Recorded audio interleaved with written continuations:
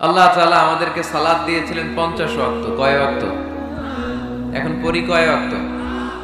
তো 50 ওয়াক্ত মেরাজের রাতে নামাজ নিয়ে যখন নামতেছেন, মুসা আলাইহিস সালাম বললেন, আল্লাহ আপনাকে কি দিলেন গিফট?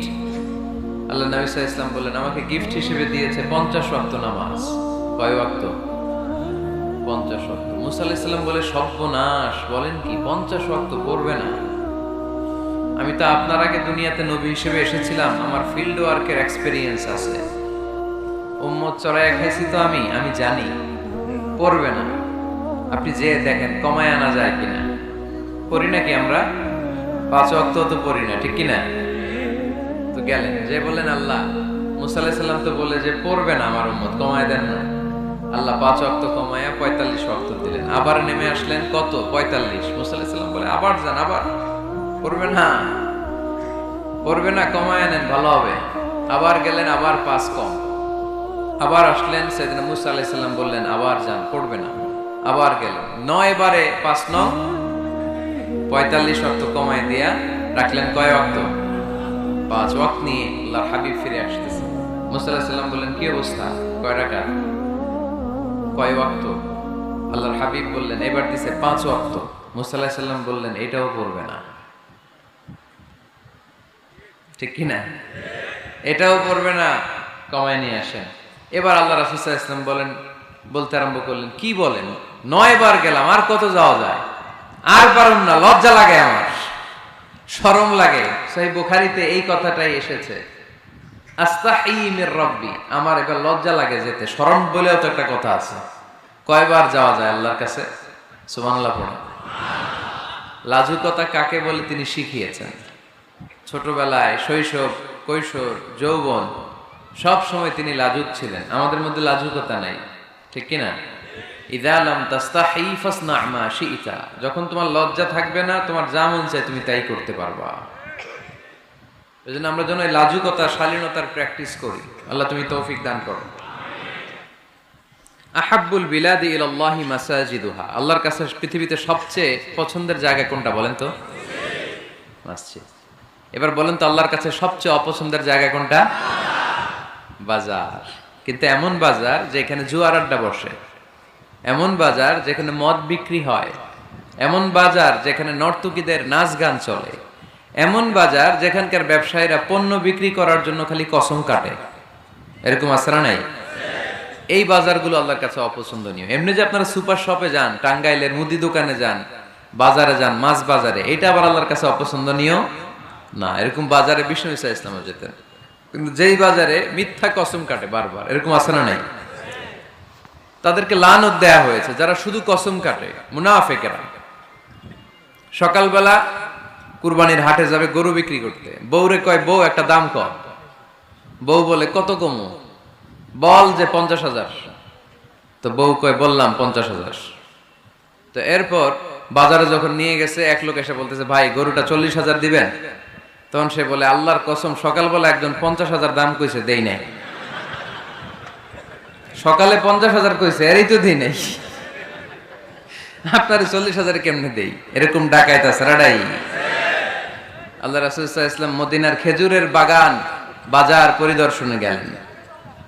যে খেজুরের স্তূপ দেখে আল্লাহ রাসূল সাল্লাল্লাহু আলাইহি ওয়াসাল্লাম খেজুরের স্তূপে হাত ঢুকায় দিলেন। ঢুকায় দেওয়ার পরে তিনি দেখলেন পানি, ভিতরে কি? আর উপরে শুকনা খেজুর। আল্লাহর হাবিব বললেন, ভিতরে পানি, উপরে শুকনা কেন? কয়, বৃষ্টি হয়েছে। আর বৃষ্টি হলে তো সব জায়গায় পানির সয়লাভ থাকবে।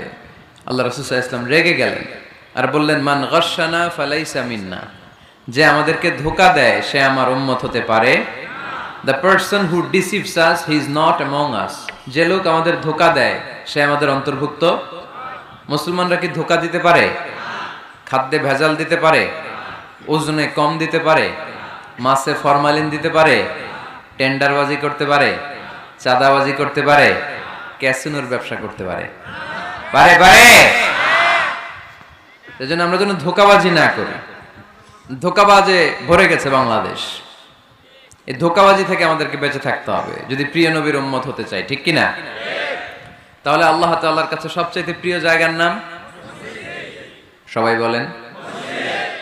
আর সবচেয়ে অপছন্দনীয় জায়গার নাম বাজার। হাদিসটা সহিহ। সহিহ বুখারীতে এসেছে, এমন বাজার যেখানে মদের আড্ডাখানা, যেখানে ক্যাসিনোর ব্যবসা, হারাম ব্যবসা, ওইটা আল্লাহর কাছে অপছন্দনীয়।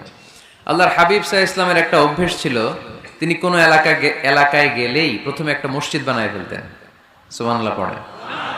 তার মানে মসজিদ কেন্দ্রিক তিনি সব করতেন, মস্ক সেন্টার, আগে মসজিদ তারপরে সব। যেমন তিনি মক্কা থেকে যখন মদিনায় হিজরতে আসবেন, মদিনায় ঢোকার আগে কোবা নামক একটা এলাকায় তিনি কয়েক সপ্তাহ ছিলেন। ওখানে এই 2 সপ্তাহের ব্যবধানে একটা মসজিদ বানায় ফেলছেন, মসজিদে কোবা। মসজিদের নাম কি? প্রতি শনিবারে তিনি মসজিদে কোবায় যেতেন, ওখানে যে সালাত পড়তেন।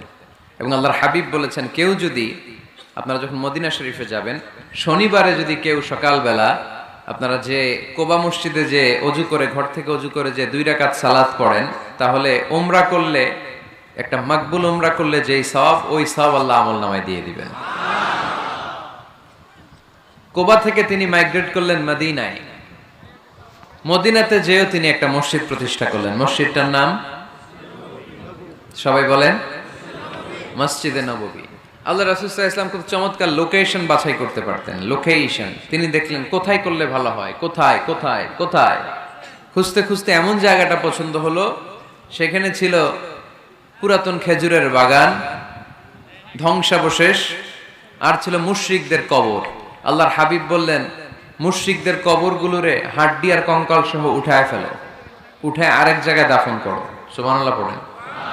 খেজুর গাছগুলো কেটে সমান করো, ধ্বংসাবশেষ ভেঙে মাটির সাথে গুড়িয়ে দাও, এখানে হবে আমার মসজিদ। স্থাপিত হলো মসজিদে নববী। সুবহানাল্লাহ পড়েন। এখানেই 10 বছর বিষ্ণু ইসা ইসলাম ইমাম ছিলেন, খতিব ছিলেন। এজন্য যারা ইমাম, যারা খতিব, তাদের অনেক দায়িত্ব।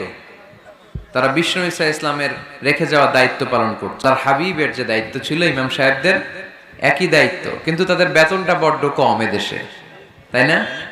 আহা, সামান্য কিছু বেতন দিয়ে ইমাম মুয়াজ্জিনদেরকে আমরা রাখি, এটা ঠিক না। এজন্য টাঙ্গাইলবাসীদেরকে আমি প্রথম যে মেসেজটা দিতে চাই, ইমাম মুয়াজ্জিন আর খাদেমদের বেতন বাড়ায় দেন। আপনার বেতন বাড়ায় দিবে কে?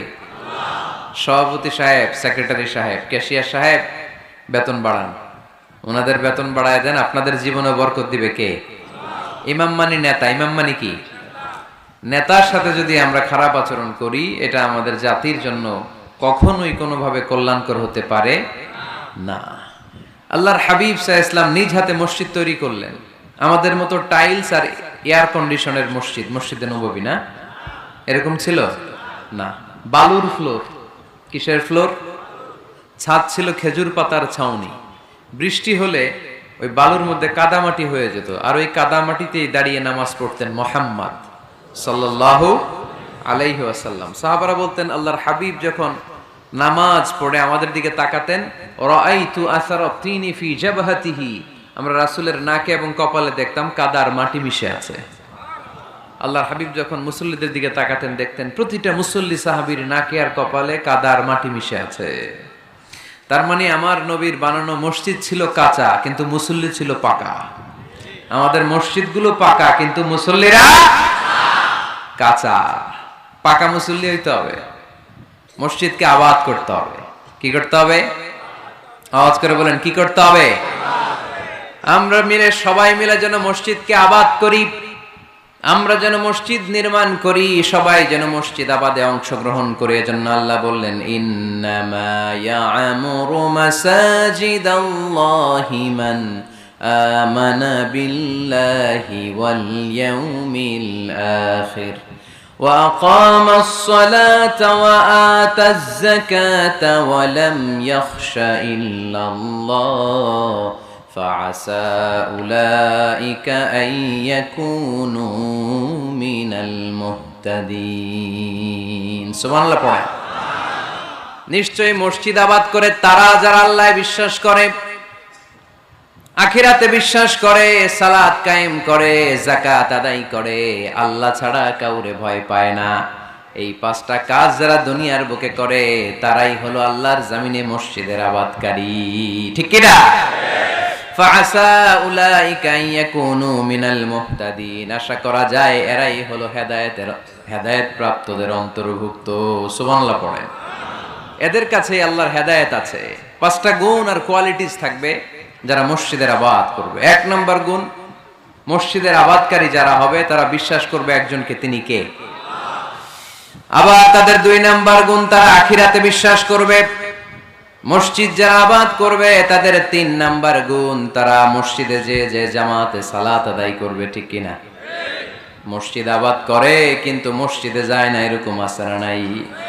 মসজিদের সভাপতি যায় না মসজিদে, সেক্রেটারি যায় না, ক্যাশিয়ার যায় না, আছে না নাই? তো এটা কি আবাদ করলেন আপনি? আপনি সভাপতি, আপনার তো আরো আগে যাওয়া দরকার। যাবেন মসজিদে, আপনি সেক্রেটারি, আপনি যাবেন মসজিদে, যাবেন যে নামাজ পড়বেন। আপনি ক্যাশিয়ার, কোষাধ্যক্ষ, যান না কেন আপনি মসজিদে? আপনি যদি মসজিদ আবাদকারী হতে চান, রব্বে কারিমের খাতায় মসজিদ আবাদকারীদের সাথে নিজের নামটা টুকে নিতে চান, তাহলে মসজিদে যান, ঠিক কিনা?